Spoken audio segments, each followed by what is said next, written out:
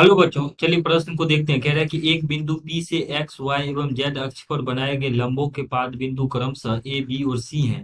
प्रत्येक के लिए a, b और c के निर्देशांक ज्ञात कीजिए और बिंदु P का निर्देशांक दिया गया 4, -3, -5।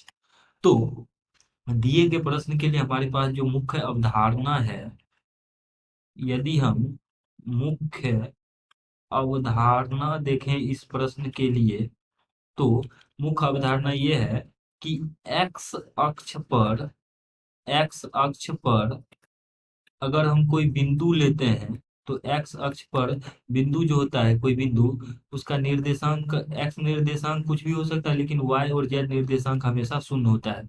उसी प्रकार से वाई अक्ष पर अगर हम कोई बिंदु लेते हैं, तो उसका जो रूप होगा 0, y, 0 के रूप का होगा, अर्थात एक्स और जेड निर्देशांक शून्य होगा। उसी प्रकार से जेड अक्ष पर यदि हम कोई बिंदु लेते हैं, तो उसका निर्देशांक 0, 0, जेड होता है, अर्थात एक्स और वाई निर्देशांक शून्य होता है जेड अक्ष पे।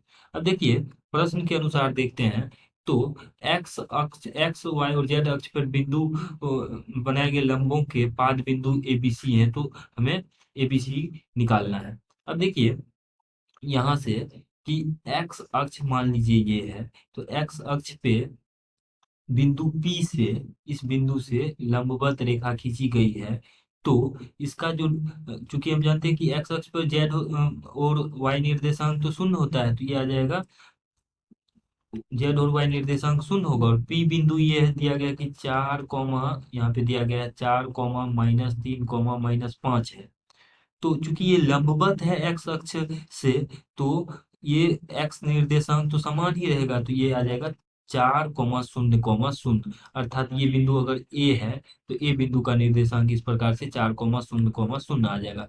उसी प्रकार से यदि हम वाई निर्देशांक की बात करें, तो मान लीजिए वाई अक्ष ये है, तो वाई अक्ष पे जो बिंदु है उसका हम जानते हैं कि जेड और एक्स निर्देशांक तो शून्य होता है। वाई निर्देशांक अगर हम यहाँ लिखेंगे, तो बिंदु पी का देखते हैं क्या है, 4, -3, -5 है।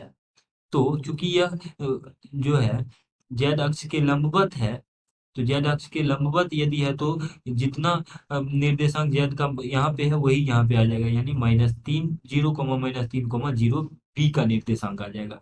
और सी बिंदु का निर्देशांक निकालने के लिए मान लेते हैं कि हमारे पास जेड अक्ष है।